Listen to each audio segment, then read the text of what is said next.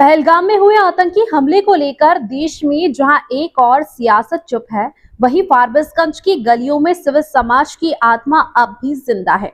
आज human educational welfare society Forbesganj ने एक मौन कैंडल मार्च निकाला, वो भी बिना किसी सरकारी फंडिंग, बिना किसी सियासी बैनर और बिना किसी मीडिया की टीआरपी की चिंता के।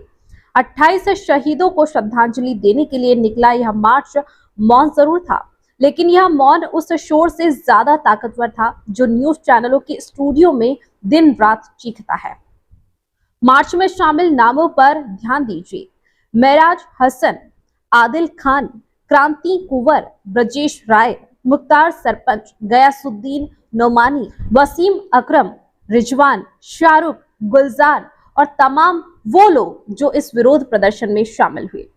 यह कोई नामी नेता नहीं है, ये वो लोग हैं जो खेत, दुकान, पढ़ाई, रोजगार और संघर्ष से देश बनाते हैं। और यही लोग आज देश के लिए सड़कों पर उतर रहे हैं, जब बाकी देश टीवी देखकर सिर्फ दुखी हो रहा है। मेराज हसन का बयान है, शहीदों का बलिदान व्यर्थ नहीं जाएगा, आतंक के खिलाफ हमारा संघर्ष और मजबूत होगा। यानी सीधी चेतावनी। जो लोग समझते हैं कि समाज की चुप्पी उनकी जीत है, वो ये तस्वीरें देखें। क्रांति कुंवर ने जो कहा वो सिर्फ बयान नहीं, एक घोषणा पत्र है। यह विरोध सिर्फ एक हमले का नहीं, बल्कि हर उस ताकत के खिलाफ है जो देश के ताने बाने को तोड़ने में लगी है। अब सवाल यह है, क्या इस देश की राजधानी के गलियारों में बैठे सत्ता के सिप हसालारू ने यह तस्वीरें देखी? क्या किसी न्यूज चैनल ने पूछा कि फारबिसगंज जैसे सीमावर्ती जिले के नागरिक कब तक सिर्फ खबरों का बैकग्राउंड बने रहेंगे? ह्यूमन एजुकेशनल वेलफेयर सोसाइटी, जो ना एनजीओ का कॉर्पोरेट चमक वाला चेहरा है और ना ही सत्ता का मोहरा, उसने एक बार फिर दिखा दिया कि जमीन पर काम वही करता है जिसे अपनी मिट्टी से मोहब्बत हो। गयासुद्दीन नोमानी की अगुवाई में निकला यह मार्च राजनीतिक हाइप नहीं, सामाजिक हिम्मत की मिसाल है। यहाँ कोई चुनाव नहीं था, कोई कैंडिडेट नहीं था, फिर भी लोग सड़कों पर थे क्योंकि मुद्दा देश का था, शहीद थे और इंसानियत थी। जब आम जनता खुद आगे आकर आतंकवाद के खिलाफ खड़ी हो रही है, तब संसद में बैठे हुए चेहरे आतंकवाद के खिलाफ अभी तक कोई ठोस कदम क्यों नहीं उठाया?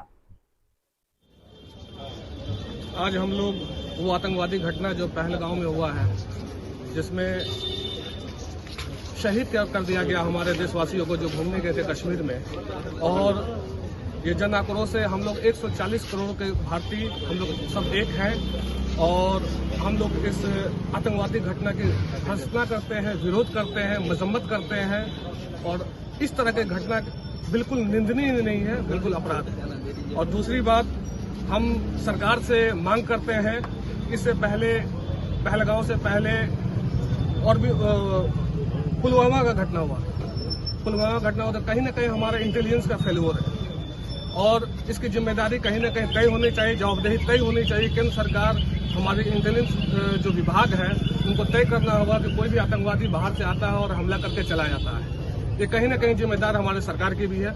और हम 140 करोड़ की जनता जो है पूरे भारतीय, हम लोग हिंदू हो, मुस्लिम हो, सिख हो, ईसाई हो, हम लोग सब एक हैं। और कुछ लोग जो गलत राजनीति कर रहे हैं, इसमें भी जो धार्मिक सांप्रदायिकता वाला मामला तुल पकड़ना चाह रहे हैं, कहीं ना कहीं आतंकवादियों का भी यही सोच था कि इस तरह का घटना करके हम जो है देश को जो है विभाजन की तरफ चले जाए। लेकिन याद रखना चाहिए, ये गंगा जमुना तहजीब हिंदुस्तान की विरासत है और हिंदुस्तान हमेशा से एक है और हमेशा एक रहेगा। कितने भी बाहरी मुल्क, विदेशी मुल्क या पाकिस्तान या कहीं के भी आतंकवादी कुछ भी चाले, हम हिंदू मुसलमान सब हम सब एक है। इसीलिए क्रांति कुंवर भी यहाँ पे खड़ा है और मेराज हसन भी खड़ा है और ब्रजेश राय भी खड़ा है और वीरेंद्र राय भी खड़ा है, इम्तियाज अंसारी भी है, गयास नोमानी भी है, जावेद अंसारी भी है। ये हिंदुस्तान है और इस हिंदुस्तान के जो एकता और अखंडता को अगर हमारा पड़ोसी देश चाहेगा कि तोड़ लिया जाए, ये नामुमकिन है। और हम लोग को भी जो है वैसे नेताओं से, वैसे लोगों से सतर्क रहने की जरूरत है जो इस आपदा में अवसर, ये ऐसा मामला है जो हम लोग को सबको मिलजुल कर रहना है।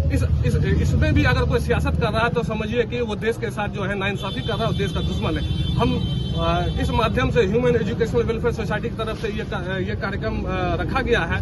गयास नोमानी उसके डायरेक्टर संस्थापक हैं। हम लोग यहाँ पे आए हैं। हम इस माध्यम से भी देश के लोगों को कहना चाहते हैं, बिहार के लोगों को कहना चाहते हैं, फारबिसगंज विधानसभा के लोगों को कहना चाहते हैं, हम सबको एक होकर रहना है और गंदी सियासत में हम लोग को नहीं पड़ना। ये जो अभी देश के साथ जो मामला आई, इसमें हम लोग को एक दूसरे का हाथ पकड़ के रखना है और एक दूसरे का साथ देना है, और उन जो फिरका परस्त ताकत है उसको हम उनके मंसूबे में कामयाब नहीं होने देना चाहता है। मेरा नाम मिराज हसन है और फॉरविजन का निवासी है।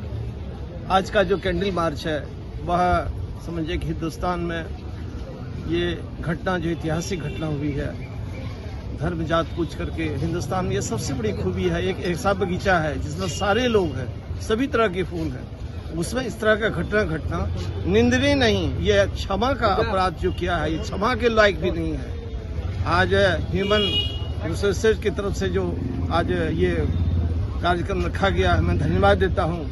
साथ ही सभी लोगों से इससे भर्त्सना कीजिए और पुरजोर भर्त्सना कीजिए। मैं डॉक्टर क्रांति कुमार फ्रॉम फार्बिसन, धन्यवाद।